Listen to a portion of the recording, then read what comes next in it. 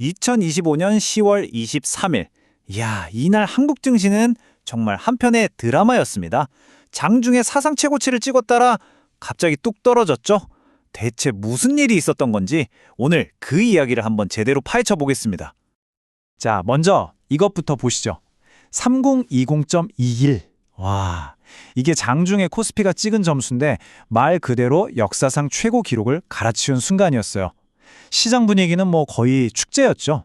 다들 이제 샴페인 터트릴 준비만 하고 있었다니까요.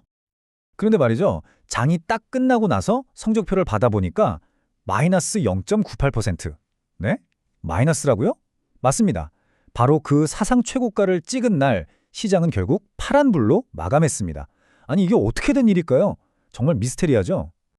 그래서 오늘 시장을 한마디로 표현하면 딱 이거예요. 사상 최고가 롤러코스터.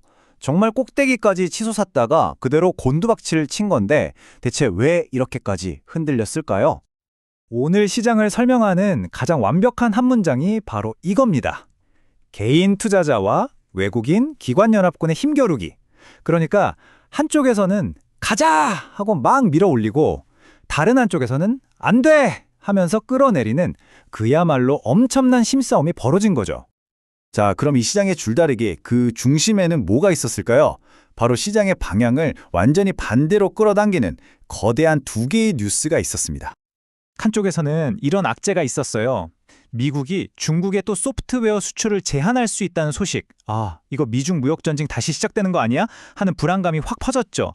이게 시장을 꾹 누르는 힘이었고요. 근데 반대편에서는 엄청난 호재가 터집니다. 바로 한국은행이 기준금리를 또 동결한 거죠. 아, 이제 금리 걱정은 좀 덜어도 되겠다. 이 안도감이 시장을 위로 확 밀어 올리면서 결국 사상 최고가까지 가게 된 겁니다. 그래서 그 줄다리기의 결과가 어땠냐고요? 이 그래프를 보면 딱 답이 나옵니다. 우리 개인 투자자들, 개미들이 무려 7,500억 원어치를 사들이면서 시장을 지키려고 했어요. 정말 대단하죠? 하지만 외국인이랑 기관이 합쳐서 8천억 원이 넘는 물량을 그냥 쏟아 부어버린 겁니다. 결국 이 힘에 밀릴 수밖에 없었던 거죠. 숫자가 그날의 치열함을 그대로 보여주네요. 자, 그런데 이렇게 시장 전체가 정신없을 때 유독 혼자서 반짝반짝 빛나는 주인공이 있었습니다. 바로 양자기술 관련주들이었어요. 아니, 왜 이것들만 올랐냐고요? 이유가 있었습니다. 먼저 우리나라 정부가 양자내성암호라는 차세대 기술을 개발하겠다고 발표했고요. 카이스트의 연구 허브까지 만든다고 했어요. 여기서 끝이 아닙니다. 미국 정부가 아예 양자 컴퓨팅 회사 지분을 직접 살 수도 있다는 뉴스까지 나왔어요.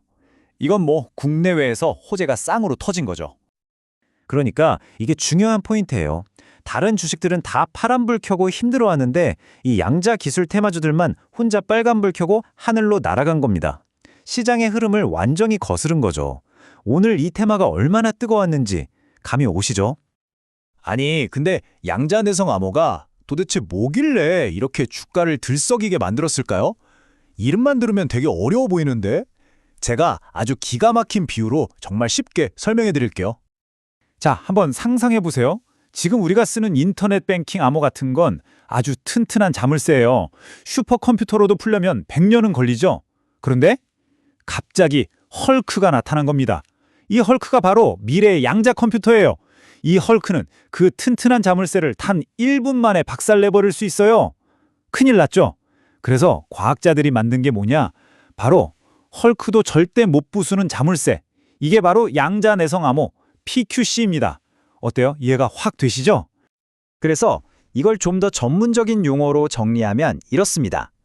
양자내성 암호 PQC는요. 지금 쓰는 컴퓨터는 물론이고 미래에 나타날 그 무시무시한 양자 컴퓨터의 공격까지도 막아낼 수 있도록 설계된 차세대 암호 기술이다. 이렇게 생각하시면 됩니다. 미래의 방패인 셈이죠. 자, 이렇게 정신없었던 하루는 지나갔습니다. 그럼 이제 끝일까요? 아니죠. 이제 투자자들의 모든 관심은 딱 한 곳으로 쏠리고 있습니다. 시장이 앞으로 넘어야 할 가장 큰 산, 가장 중요한 시험대. 과연 그게 뭘까요? 여기에 앞으로 시장의 방향이 달려있다고 해도 과언이 아닙니다. 정답은 바로 미국 소비자 물가 지수, CPI입니다. 시나리오는 딱 두 가지예요. 만약에 물가가 생각보다 높게 나왔다. 그럼 시장은 아이고, 미국이 금리 또 올리겠네 하면서 공포에 떨 거고요. 반대로 물가가 낮게 나왔다. 그러면 와, 이제 금리 인상 진짜 끝났다 하면서 환호성을 지르겠죠. 정말 천국과 지옥을 가를 수 있는 중요한 지표인 겁니다. 결국 오늘 하루를 돌아보면 시장이라는 게 단순히 좋은 뉴스, 나쁜 뉴스만으로 움직이는 게 아니라 투자자들의 심리라는 게 얼마나 중요한지 다시 한번 깨닫게 됩니다. 이제 딱 24시간 후면 중요한 결과가 나오겠죠. 과연 시장은 차가운 데이터에 반응할까요? 아니면 뜨거운 기대감에 반응할까요? 그 줄다리기의 최종 승자가 누가 될지 우리 함께 지켜봐야겠습니다.